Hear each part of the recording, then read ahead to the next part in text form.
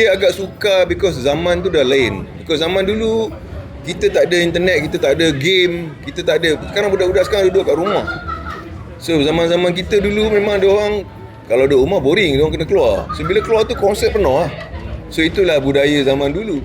Tapi budaya zaman sekarang ni dia dah shift, paradigm shift, yang budak-budak ni banyak main game, tengok online.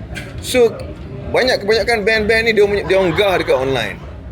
Tak boleh cakap tak best lah kau online je. Dulunya besar. Zaman tu dah lain.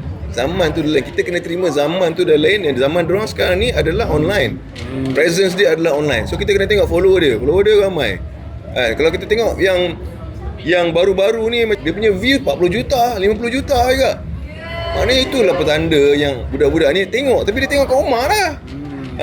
Dia tengok kat rumah. So maybe kita kena shiftkan benda tu, macam ada live streaming online ke untuk dia orang nak enjoy. I don't know. Benda tu teknologi sekarang dah. Kita tak boleh nak buat apa. Nak paksa dia orang datang pun, culture dia orang tu, dia orang duduk rumah. Culture dia orang tu macam kita ni, memang kita dulu kecil-kecil main longkang, masuk lombong, pacak bukit. Kita memang generasi yang keluar. So bila ada konsert kita keluar, kita tengok. Itulah generasi kita. Tapi budak-budak ni dia orang more kat rumah.